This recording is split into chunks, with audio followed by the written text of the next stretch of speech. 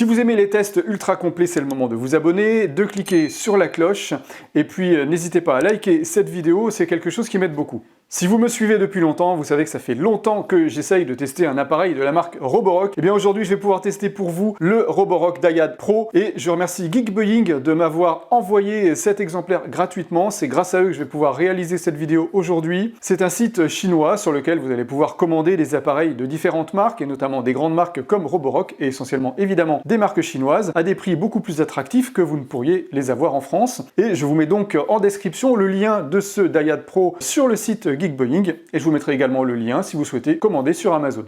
Donc je remercie Geekbuying pour ce nouveau partenariat qui va me permettre de vous présenter différentes marques auxquelles je n'avais pas accès jusqu'à présent. Allez, sans plus tarder, on va commencer par le déballage de ce Dyad Pro. Je vous expliquerai les différentes caractéristiques de cet appareil. Ensuite, évidemment, comme d'habitude, on procédera au crash test. Et en fin de vidéo, je vous donnerai mon avis sur ce Dyad Pro, ses points positifs et ses points négatifs. Allez, on va commencer tout de suite par le test vérité de ce Dyad Pro. Je dis vérité parce que ce que je vais vous montrer aujourd'hui, vous ne l'avez vu nulle part dans aucune vidéo sur YouTube. Allez, c'est parti pour le déballage. Alors, qu'est-ce qu'on retrouve dans le carton? D'abord, une notice multilangue vraiment très succincte. Bon, j'en ai pas réellement eu besoin, j'ai l'habitude de tester ce genre d'appareil. On a le fameux traditionnel goupillon pour aller nettoyer le réservoir d'eau sale et également le conduit d'aspiration. On a un deuxième filtre qui va se positionner en haut du réservoir d'eau sale. Et ça, c'est très bien, c'est une très bonne idée. Ça permet d'avoir toujours un filtre sec à disposition. Quand vous venez de laver votre filtre, par exemple, et que vous avez besoin de nettoyer encore à nouveau, eh bien, si le filtre n'est pas sec, vous avez un deuxième filtre. Ça, c'est vraiment bien d'en avoir deux. Ensuite, évidemment, on a le Dyad Pro et sa base de recharge et d'auto-nettoyage. Et cette base d'auto-nettoyage, elle est également séchante à l'air chaud. Vous avez ici des micro-perforations qui vont venir sécher les rouleaux après l'auto-nettoyage. Je vous montrerai ça tout à l'heure en fin de vidéo et on vérifiera si c'est vraiment de l'air chaud et si ça sèche correctement les rouleaux. Sous la base, on va pouvoir connecter le transfo d'alimentation qui est fourni. On le connecte ici. On peut enrouler le surplus de câble sous la base, ça c'est plutôt pas mal, c'est une bonne idée. On peut également coincer le câble sur le côté, ce qui fait qu'on a vraiment une installation propre de la base. On peut sortir le câble côté gauche ou côté droit. On peut ranger le goupillon ici ou dans ce sens-là, c'est au choix. Le Dyad Pro vient se positionner sur la base, il y a des contacteurs à l'arrière qui lui permettent de se recharger dès qu'il est posé sur la base. Alors voyons d'abord toutes les caractéristiques de ce Dyad Pro. Sur le dessus, on retrouve le réservoir d'eau propre, qu'on remplit ici comme ça facilement. Première constatation, le trou il est vraiment très large. Ça c'est vraiment très bien. Je crois que c'est le premier appareil où il y a un trou aussi large sur le réservoir d'eau propre. Ça c'est vraiment très pratique pour le remplir au robinet. Ce réservoir d'eau propre il a une contenance de 900 ml. Ça paraît pas, hein, il paraît tout petit comme ça puisqu'il est vraiment tout compact, mais il y a vraiment une grande capacité de 900 ml d'eau. Il est normalement très facile à remettre en place. Voilà. Ensuite en dessous on a le réservoir d'eau sale avec le filtre, qu'on peut enlever évidemment très facilement. Et ensuite, pour vider le réservoir, on sort ça comme ça. Alors, première surprise, vous voyez que c'est un peu bizarre. C'est vraiment étrange comme mécanisme, comme système, comme passoire, comme grille. C'est vraiment atypique, en tout cas, j'avais jamais vu ça nulle part avant. On a donc une grille ici, on a une grille ici incurvée. Je me suis demandé comment ça allait pouvoir filtrer les matières solides des éléments liquides. Et bien, je vous montrerai tout à l'heure comment on fait. Donc, un petit peu de suspense. Et pour l'instant, on va regarder ici plus en détail ces deux parties qui vont se décrocher et s'ouvrir. Vous voyez, on a ici des petits capteurs, enfin c'est pas des capteurs, c'est des aimants en fait, et c'est ces aimants qui vont monter avec le niveau d'eau pour aller indiquer à l'aspirateur le moment où le réservoir d'eau sera plein. C'est vraiment étrange comme mode de fonctionnement. Habituellement, c'est plutôt des électrodes qui sont plongées dans le liquide, ou alors carrément un flotteur. Là, il y a deux aimants sur les côtés. Donc, j'ai testé, ça fonctionne bien. Mais la conception est donc du coup atypique par rapport à ce que j'ai vu habituellement sur d'autres marques. Ce réservoir d'eau sale, il a une capacité de 770 ml. Alors, ce Dyad Pro, il a une particularité. J'avais encore jamais vu ça nulle part, en dehors des aspirateurs robots comme le L20 qui se trouve derrière moi. Eh bien, c'est ce petit réservoir qu'on a sur le côté ici. C'est un réservoir de solution. Vous allez pouvoir mettre votre solution de nettoyage directement dans ce petit réservoir. Vous n'avez pas besoin de le mélanger directement dans le réservoir d'eau propre. Ça, c'est vraiment pratique, qui fait que vous ne vous occupez que de mettre de l'eau propre dans le réservoir ici. L'apport de solution se fait automatiquement. Les 90 ml de solution que vous allez pouvoir mettre dans ce petit réservoir vont vous permettre de remplir 20 fois le réservoir d'eau propre. Ça veut dire que pendant 20 nettoyages, ou du moins 20 réservoirs d'eau propre, vous ne vous occupez pas de votre solution. Ça, c'est vraiment très pratique. Donc la dilution est d'environ 5 ml par litre d'eau propre. Il y a une appli smartphone, vous pouvez associer cet appareil sur le Wi-Fi de votre domicile. Je vous montrerai l'application smartphone en détail tout à l'heure. Sur la crosse, on retrouve ici le bouton de mise en route, le bouton pour changer de mode, et sur le dessus ici, le bouton pour lancer l'auto-nettoyage. C'est du classique. Sur cet appareil, vous voyez qu'on a un afficheur LCD qui est vraiment petit par rapport à ce qu'on trouve habituellement sur ce type d'appareil. Au début, je trouvais ça dérangeant. Finalement, on s'habitue, on n'a pas besoin finalement d'avoir un afficheur très très grand. Les informations sont suffisamment lisibles. On a 4 modes de nettoyage. Mode éco. Le mode éco.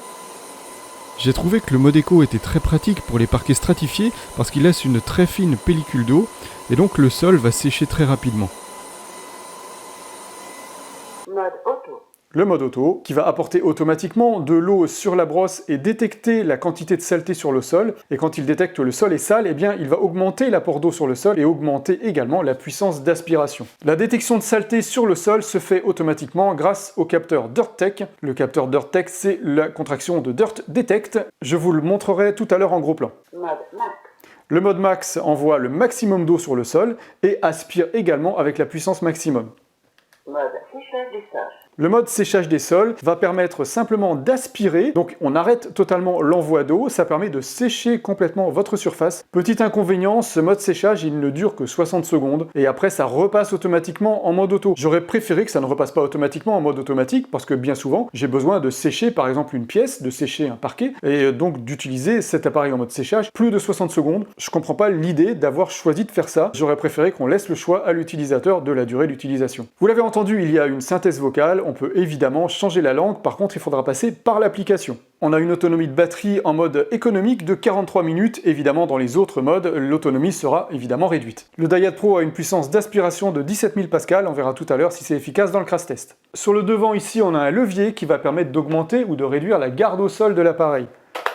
Vous voyez, on a une baguette ici qui descend ou qui remonte.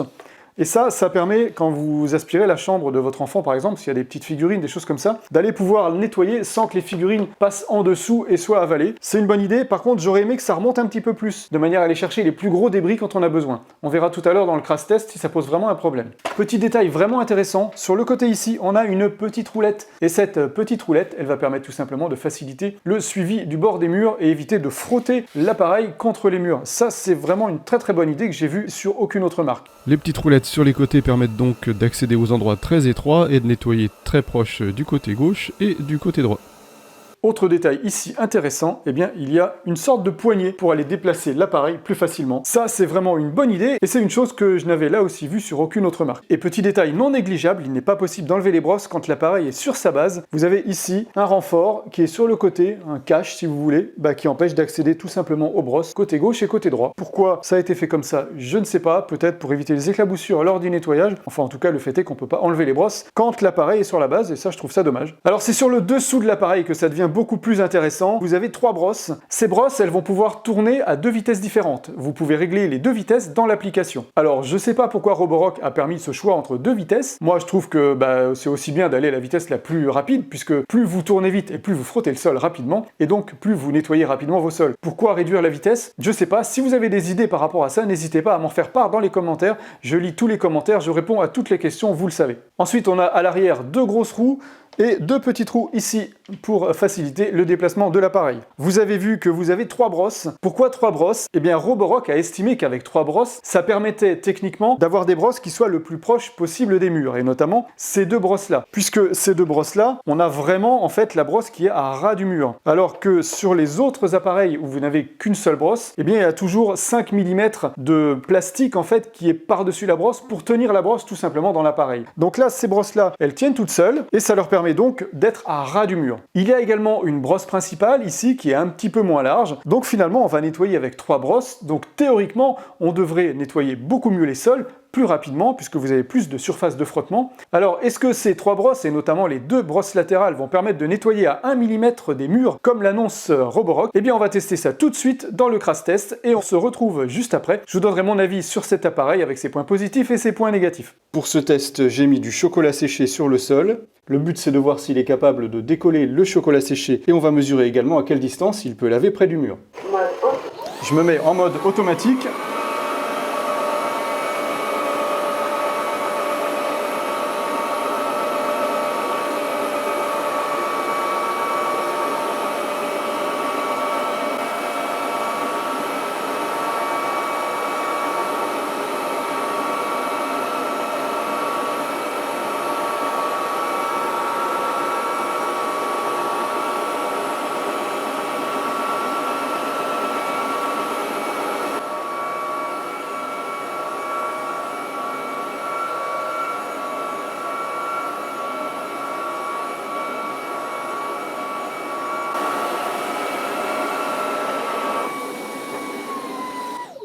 Alors ce qu'on constate dans un premier temps, c'est qu'il est très difficile pour lui de laver l'espace qui est entre les deux rouleaux avant, qui se trouve ici. Ce que je m'explique pas pour l'instant, c'est pourquoi le rouleau arrière, le grand rouleau, a du mal à laver au centre. Il devrait laver finalement aussi bien sur toute sa longueur. On ira vérifier tout à l'heure pourquoi ça lave moins bien ici. Eh bien, je pense que en fait, il est moins humidifié, puisque quand je touche avec mes doigts, je sens que le rouleau est beaucoup plus humide sur les deux parties latérales que sur la partie centrale. On ira vérifier tout à l'heure comment ça fonctionne au niveau de l'apport d'eau. Je vais quand même continuer et on va essayer, malgré tout, d'enlever cette trace qui se trouve près du mur.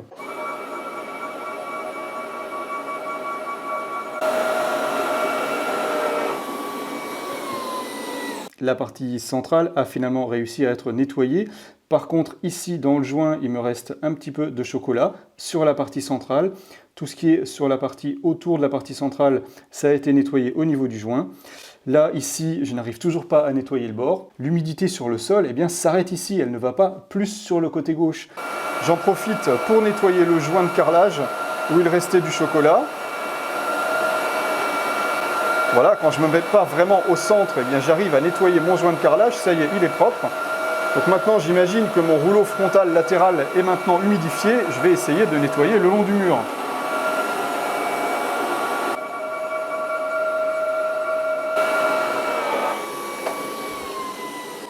Je n'arrive toujours pas à humidifier le côté du mur, bien que je sois allé en partie centrale récupérer un petit peu d'eau. Donc ce que je vais faire maintenant, c'est que je vais le retourner, voir si avec le côté droit, il arriverait mieux à nettoyer. Peut-être que c'est un dysfonctionnement, puisque j'ai eu le cas une fois sur un laveur de sol où il y avait une buse qui était bouchée. Je vais le mettre à l'envers et on va voir si de l'autre côté, on arrive à nettoyer. Donc là, je l'ai retourné, j'ai rien touché, je l'ai juste déplacé. On va voir si le rouleau côté droite arrive à mieux laver le sol le long du mur. Je suis en mode max.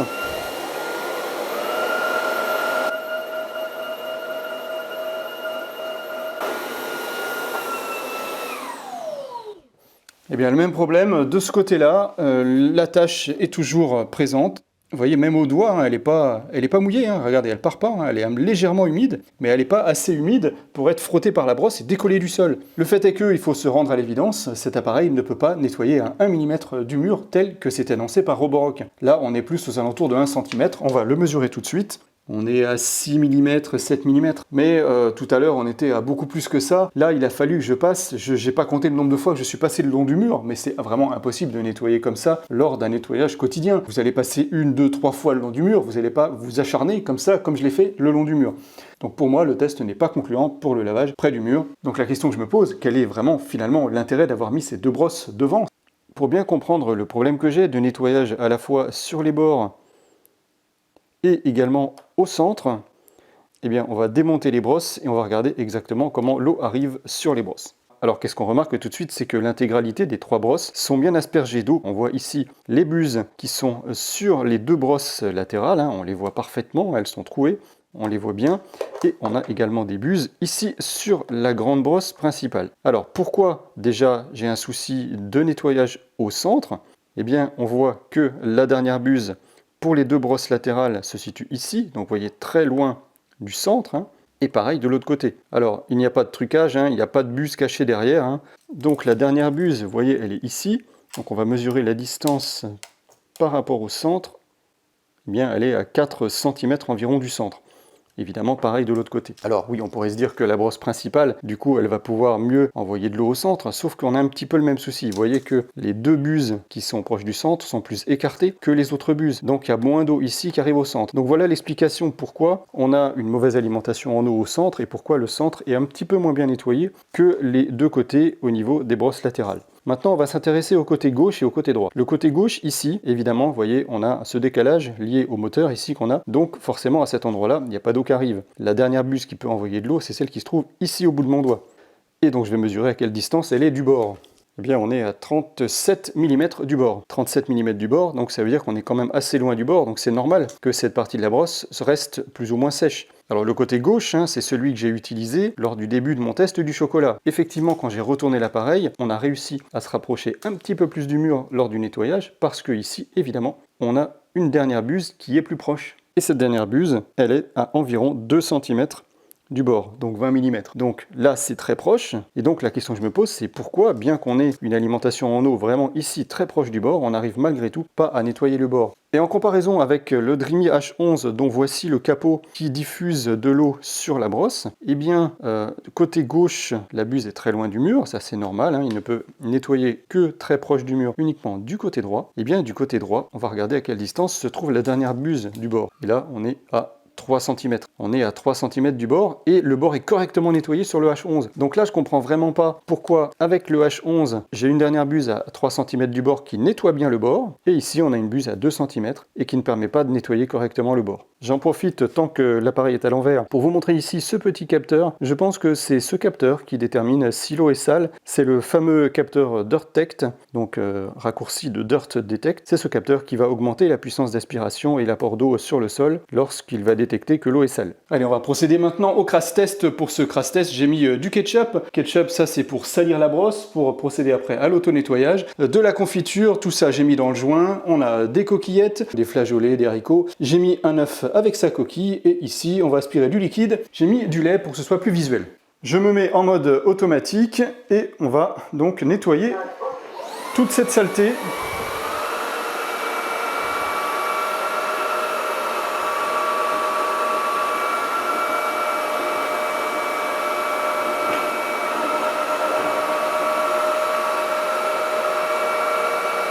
Alors il a encore une fois un petit peu de mal à nettoyer au milieu, ce qui va m'obliger à me décaler un petit peu.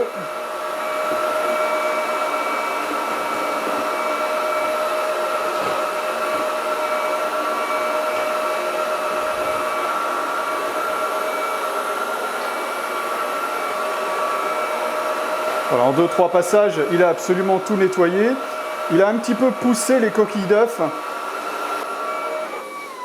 Comme je vous le disais, il a un peu poussé les coquilles d'œufs parce que je viens de m'apercevoir que je n'avais pas relevé ici l'orifice pour faciliter l'absorption. Donc je vais lui remettre ça devant. Et donc maintenant, il devrait avoir plus de facilité pour aspirer la coquille d'œuf.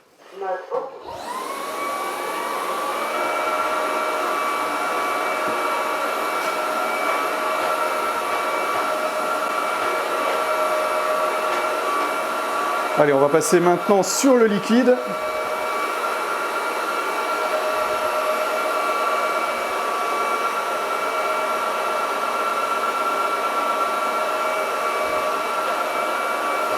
Bon, ça, c'est sans surprise, hein, il n'y a pas de raison qu'il ne puisse pas aspirer du liquide, puisqu'il est quand même fait pour ça.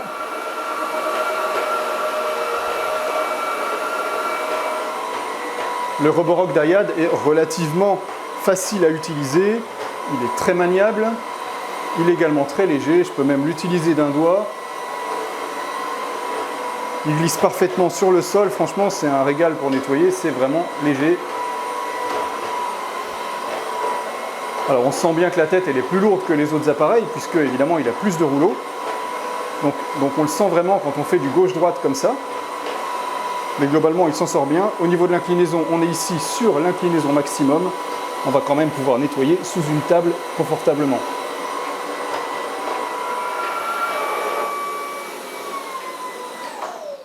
Voilà, le résultat de nettoyage est parfait. Vous avez vu qu'encore une fois, il a un petit peu de mal entre les deux rouleaux. Et c'est bien dommage, on aimerait qu'il passe directement en une seule fois pour nettoyer. Le sol est légèrement humide. C'est une humidité résiduelle qui va disparaître en l'espace de 5 minutes. Alors on va regarder maintenant l'état du réservoir d'eau sale. Donc dans le réservoir d'eau sale, on va voir ce qu'on récupère. Alors là, on n'a pas un filtrage automatique des éléments solides, des éléments liquides. Il faut faire ce filtrage manuellement. Mais par contre, il y a quelque chose de vraiment bien pensé chez Roborock, c'est ce filtre et cette passoire qui est intégrée. En fait, on va pouvoir séparer les éléments liquides simplement en versant le contenu du réservoir à travers cette passoire ici. Donc je vais verser mon réservoir qui contient à la fois des éléments solides et des éléments liquides. Je vais le verser ici à travers. Tout simplement pour filtrer mon eau, filtrer mon liquide et récupérer tous mes éléments solides. Ça, je trouve que c'est vraiment une excellente idée de la part de Roborock d'avoir fait ce système. Comme ça me permet d'avoir ici dans mon bac uniquement que de l'eau. Imaginez ça, c'est votre évier. Vous n'avez pas envie d'envoyer des coquillettes, des pâtes, des coquilles d'œufs dans votre évier. Et bien là, vous n'envoyez que du liquide. Et ça, vous le jetez directement, tout simplement à la poubelle. Ça, je trouve que c'est une super idée.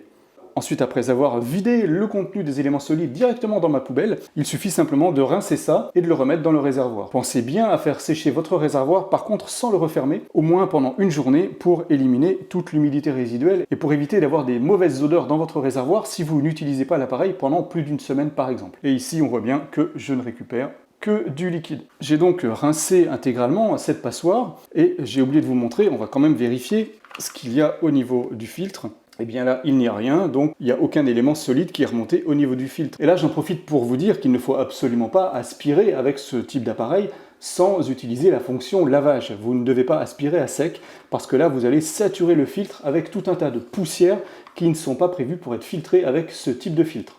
Et ça, c'est le cas avec tous les aspirateurs balais laveurs, hein. Ne vous trompez pas. Surtout, n'utilisez jamais ce type d'appareil sans eau. Ce que je regrette un petit peu au niveau du réservoir d'eau propre, c'est que le système qui permet de récupérer l'eau qui se trouve dans le réservoir pour l'envoyer vers la brosse, l'évacuation se fait ici en hauteur. Et donc, à cet endroit-là.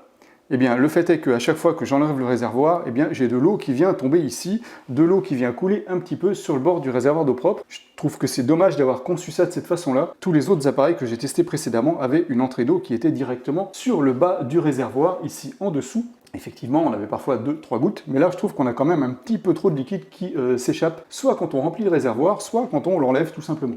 Alors on va maintenant regarder l'état des brosses après ce crash test. Donc j'incline l'appareil, surtout n'inclinez jamais l'appareil quand vous avez du liquide dans le réservoir d'eau sale. Enlevez votre réservoir d'eau sale et votre réservoir d'eau propre. Bon là le réservoir d'eau sale est vide, donc je peux le faire.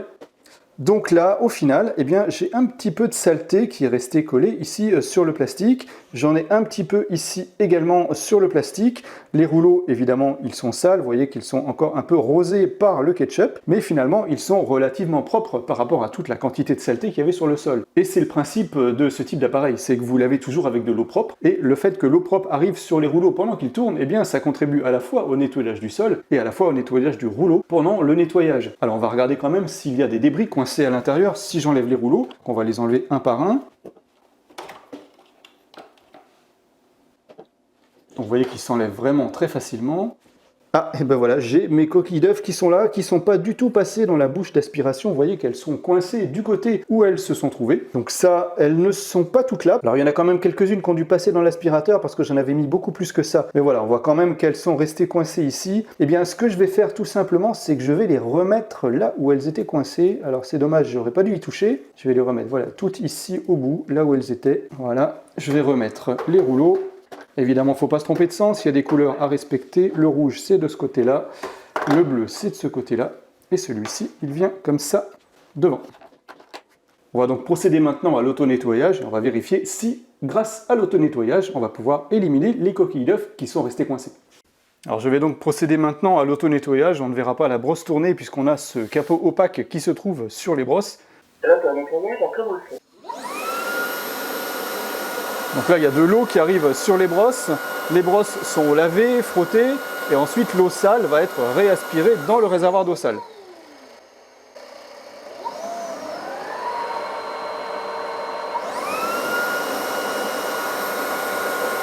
L'eau sale est aspirée.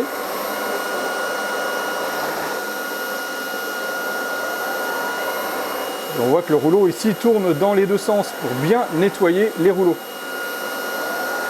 Et ça permet aussi d'aller récupérer les éventuels débris qui seraient restés coincés à l'intérieur. On verra si ça va permettre de récupérer les coquilles d'œufs. L'appareil parle pour expliquer ce qu'il fait. Malheureusement, on n'entend pas la voix, elle n'est pas assez puissante par rapport au bruit de l'appareil. L'auto-nettoyage terminé. Videz le réservoir d'eau sale. Cela évitera les odeurs. Début du séchage. Le séchage commence automatiquement, on a ici un séchage à l'air chaud et les rouleaux vont également tourner de temps en temps pendant le séchage pour être séchés dans leur intégralité, que ce soit les deux rouleaux de devant ou le grand rouleau à l'arrière. Vous entendez que le bruit du séchage est vraiment silencieux. Je vais approcher mon micro pour vous faire écouter le bruit du séchage. Et là je remets mon micro sur moi à environ 1 mètre de l'appareil.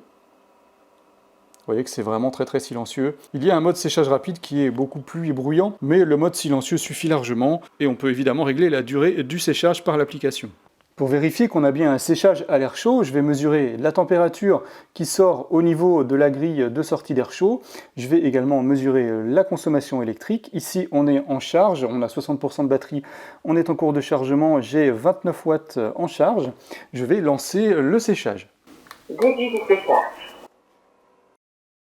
Donc on voit que la consommation électrique augmente, on est maintenant autour de 50 watts, on a donc à peu près 20 watts de séchage et on va surveiller ici si la température augmente. Alors je n'aurai pas évidemment une mesure très précise de la température, c'est très compliqué à mesurer. J'ai utilisé pour ça un thermomètre à rôti. On va regarder si la température monte et si évidemment ça envoie de l'air chaud puisque c'est le but. On est maintenant en dessous des 20 watts de séchage, on est à 47 watts, tout à l'heure on avait 30 watts pour le chargement de la batterie, donc là pour le séchage on est en dessous de 20 watts, donc je pense que la température va pas être très élevée, 20 watts de séchage, je pense que c'est pas énorme, en tout cas par rapport aux autres appareils que j'ai déjà testés qui ont une fonction séchage qui tourne plus aux alentours des 40 ou 50 watts. On voit que la température augmente malgré tout progressivement et doucement, donc on a effectivement bien de l'air chaud qui sort. Pour pouvoir mettre le thermomètre, vous avez vu, j'ai été obligé d'enlever la brosse sur le côté ici pour pouvoir le mettre à la place. Donc c'est pour ça que vous voyez la brosse qui est sortie de l'appareil. Alors je vais le laisser un certain temps jusqu'à ce que la température ici se stabilise. Alors ça fait maintenant 25 minutes que je suis en fonction séchage. On a maintenant une température de 26 degrés qui est stabilisée. Je ne sais pas si je monterai plus haut, mais bon, le fait est que c'est pas une mesure scientifique. Là, pour le coup, vous voyez que j'ai utilisé ce thermomètre à rôti. C'est vraiment pas l'idéal pour mesurer ce flux d'air. Je vois pas personnellement comment je peux mesurer autrement. Voilà, donc le fait est que j'ai bien prouvé que ça sèche à l'air chaud et c'est la seule chose que je voulais démontrer avec ce thermomètre. Alors tout ça c'est bien joli, mais est-ce que les rouleaux ont été nettoyés? Alors bien évidemment, je ne peux pas enlever le capot sur ce type d'appareil, donc je vais être obligé d'enlever les deux réservoirs et de l'incliner pour vous montrer le dessous de l'appareil. Alors, eh bien, on retrouve effectivement nos rouleaux qui sont bien propres. Par contre, les parties qui n'ont pas été nettoyées, ce sont les parties en plastique ici, évidemment, puisqu'il n'y a pas de frottement pour venir nettoyer cette partie-là. Même chose pour la partie en plastique qui se trouve entre les deux rouleaux ici, elle ne sera pas nettoyée. Donc il faudra peut-être de temps en temps passer un petit coup de sopalin humide dessus pour nettoyer ces zones-là. Et également peut-être aussi la baguette ici, qui pourrait de temps en temps être un petit peu sale. Effectivement, j'ai quelques traces sur cette baguette. Quand je parle de baguette, c'est la fameuse baguette, vous voyez, qui est rétractible et qui permet d'éviter à l'aspirateur d'aspirer des gros objets. On va regarder maintenant si à l'intérieur tout est propre, donc je retire les rouleaux. Les rouleaux, eh bien, pas de souci, là, de ce côté-là, ils sont propres, le travail a bien été effectué. Ce rouleau-là, eh bien, c'est pareil, il est propre, juste peut-être l'extrémité, vraiment, tout à l'extrémité, c'est légèrement encore marron, je suppose de mon chocolat que j'ai fait tout à l'heure. Vraiment, c'est vraiment que le bout, sinon tout le reste, toute la partie plane, eh bien, elle est entièrement lavée. Et il en est évidemment de même pour le grand rouleau qui est peut-être encore légèrement rosé au centre, mais c'est vraiment infime. Vraiment, tout ça, ça a été nettoyé correctement, parfait de ce côté-là. Regardons maintenant en dessous si les débris sont partis. Effectivement, on n'a vraiment plus aucun débris à l'intérieur. On ne voit plus les coquilles d'œufs, on ne voit rien de coincé nulle part. On a peut-être un petit haricot vert ici, qui mériterait peut-être un deuxième auto-nettoyage pour disparaître. Mais franchement, on a un appareil qui se retrouve vraiment très propre par rapport à la quantité de débris que j'avais aspiré tout à l'heure dans mon crash test. Quand on arrive dans l'application, on voit tout de suite l'appareil qui a été connecté au Wi-Fi. Donc là, j'ai qu'un seul appareil Roborock, sinon je pourrais en avoir d'autres. Pour rentrer dans l'appareil, je clique sur Saisir. Ça, c'est mal traduit, je pense, de l'anglais. Donc là, sur la page d'accueil, eh bien, on a ici en haut le niveau de batterie. Donc là, actuellement à 100%. En bas de l'écran, je vais pouvoir lancer manuellement un auto-nettoyage, soit un auto-nettoyage équilibré, soit un auto-nettoyage approfondi. Je peux également lancer le séchage, un séchage silencieux, donc plus long, et un séchage rapide, plus bruyant. En bas à droite, je peux même programmer un séchage à une certaine heure, ou je peux programmer un auto-nettoyage à une certaine heure. Ensuite, si je clique sur la petite roue crantée qui se trouve ici, je vais pouvoir choisir la puissance d'aspiration et également le niveau de l'eau. Je peux également choisir la vitesse du rouleau entre lent et rapide.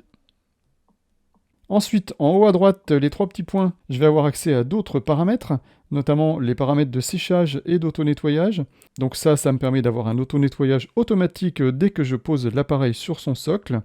Je choisis ici le mode d'auto-nettoyage que je souhaite, soit le mode standard, soit le mode en profondeur. Déverrouiller pour reprendre automatiquement le nettoyage, ici, eh bien ça c'est simplement quand vous tirez la crosse en arrière, eh bien l'appareil démarre automatiquement. La durée de séchage qu'on règle ici, je vous conseille sur 6 heures. Le séchage programmé intelligent, eh bien, vous allez pouvoir programmer des heures de séchage si vous ne voulez pas le faire à chaque fois que vous posez l'appareil sur le socle. Dans l'historique des nettoyages, on va retrouver sur chaque jour les historiques. Alors là, j'en ai pas puisque j'ai installé l'application un petit peu tard. Dans paramètres des alertes vocales, eh bien, c'est tout simplement la synthèse vocale. Je peux régler le volume. Vous voyez que j'étais au maximum et que malgré tout, il n'était pas très fort. Et évidemment, j'ai choisi le français. Dans Entretien, on a les niveaux d'usure des filtres et des rouleaux. Bon, ça, je vous conseille de vérifier plutôt visuellement. Dans Information du produit, on va avoir le numéro de série de l'appareil et tout un tas de choses assez techniques. Manuel utilisateur, ça vous renvoie vers le site internet de Roborock. Mise à jour du logiciel, eh bien, c'est le logiciel interne de l'appareil. Le mien est à jour. Partager l'appareil, ça permet de partager cet appareil avec un autre utilisateur, avec un autre smartphone. Voilà, c'est tout ce qu'on a sur cette application. Si vous aimez voir des vidéos vérité comme celle-ci, c'est le moment de liker cette vidéo. J'invite évidemment Roborock à me contacter s'ils veulent des informations sur ce qui s'est passé lors de mon test et pourquoi je n'ai pas réussi à nettoyer correctement les bords. Peut-être que c'est moi qui m'y prends mal, peut-être qu'il y a quelque chose que j'ai pas compris ou pas fait correctement. Je suis ouvert à toute discussion. Je me devais de vous montrer ce qui se passait réellement. Je veux pas faire comme les autres qui mettent du liquide sur le bord et qui montrent que ça aspire correctement le liquide. Voilà, j'ai préféré, quitte à avoir des problèmes avec cette marque par la suite et à ne jamais avoir de partenariat, vous dire la vérité là-dessus. En tout cas, je crois vraiment en cette marque, c'est vraiment une marque que j'adore. De tout ce que je vois, je trouve ça génial. Pas que sur les balais laveurs, il y a des aspirateurs robots Roborock qui m'intéressent vraiment et je suis sûr qu'ils sont vraiment très performants. Donc si Roborock veut me donner une nouvelle chance et se donner une nouvelle chance d'avoir une vidéo très positive de leurs appareils, qu'ils n'hésitent pas à me contacter. Maintenant, je vais vous parler donc des points négatifs et des points positifs. Donc on va commencer par les points négatifs et vous l'avez vu, le plus gros point négatif pour moi, c'est le nettoyage des bords. On a un appareil qui est conçu pour nettoyer très près des bords. Ça, au niveau de la conception, logiquement, ça doit marcher. Pourquoi ça fonctionne pas? Je ne sais pas. Concrètement, c'est vrai que le nettoyage des bords, il n'est pas ce qu'on attend de cet appareil, puisque cet appareil est conçu pour nettoyer très proche des bords. Techniquement, les poils vont jusqu'au bord. Donc il y a sûrement un apport d'eau ou quelque chose qui se fait mal, ou peut-être qu'il faudrait envoyer plus d'eau sur les rouleaux. Je pense qu'il n'y a pas grand-chose à régler. Peut-être que ça peut se régler au niveau du logiciel interne, au niveau du firmware. En tout cas, là, pour l'instant, je ne peux que classer ça dans les points négatifs. Et donc, du coup, ça perd tout l'intérêt des trois rouleaux, puisque les trois rouleaux étaient là pour faire un bon nettoyage des bords. Là, pour le coup, eh bien, vous avez vu que l'appareil nettoie quand même bien le sol, même s'il laisse évidemment de temps en temps une trace un petit peu au centre. Ça, c'est pas trop grave, puisque comme vous allez vous déplacer, à un moment donné, la trace du centre, vous allez passer avec les rouleaux du côté. Donc ça, c'est pas trop gênant. Ensuite, dans les points négatifs, peut-être que j'aurais préféré avoir un écran plus grand, puisque je suis habitué à ça sur toutes les autres marques que j'ai testées précédemment. C'est vrai que l'écran est tout petit. Maintenant, bon, ça suffit, mais bon, j'aurais personnellement aimé avoir un écran un peu plus grand pour faire comme tout le monde. Alors, dans les points négatifs, je trouve que le volume sonore de la synthèse vocale est pas assez élevé, parfois c'est souvent faible et avec le bruit de l'appareil, on n'entend pas forcément ce qui se dit. Je pense qu'avoir un niveau sonore un petit peu plus élevé, ça pourrait être pas mal. Ensuite, au niveau du poids, c'est pas qu'il est très lourd, mais il est un poil plus lourd que la concurrence. C'est sûrement dû au fait qu'il y a trois rouleaux, évidemment.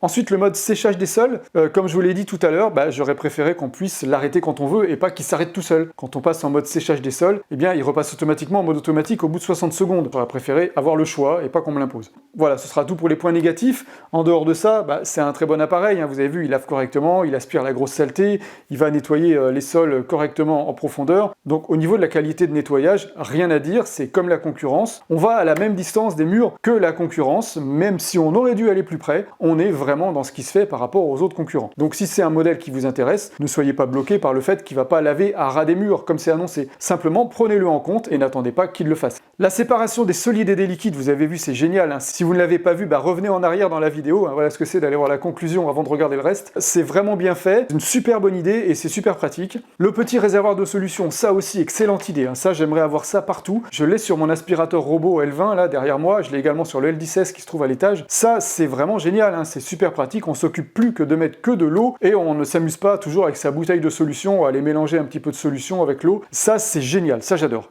Et puis le séchage à l'air chaud, alors là aussi, point positif, hein, on a des rouleaux qui vont se sécher à l'air chaud. Alors par contre, je le mettrai un petit peu dans le négatif quand même, parce que je trouve que le séchage, il est vraiment très long. La bonne nouvelle, c'est que ça consomme pas beaucoup de courant au niveau du séchage, mais comme il est plus long, vous êtes obligé de le laisser plus longtemps, et je vous conseille sincèrement de mettre 6 heures, hein, parce qu'on peut régler 3 heures ou 6 heures. Mettez 6 heures de séchage, c'est le maximum qu'on puisse régler, et au bout des 6 heures, vous avez des rouleaux qui sont pas totalement secs, mais pas loin, il reste pas grand chose, et je dirais qu'il faudrait peut-être 7 heures, 8 heures pour aller au bout, mais voilà, mettez vraiment 6 heures, j'ai essayé 3 heures, les rouleaux sont encore un peu humides, je crains que ça laisse des mauvaises odeurs. Voilà, vous en savez plus sur ce Roborock Dyad qui rentrera peut-être un jour, je sais pas, dans un top 5. Si vous n'avez pas vu mon top 5 des aspirateurs balais laveurs, je vous le mets ici. Et je vous mets également ma playlist de tous mes tests de balais laveurs. N'hésitez pas à cliquer dessus et on se retrouve là-bas tout de suite.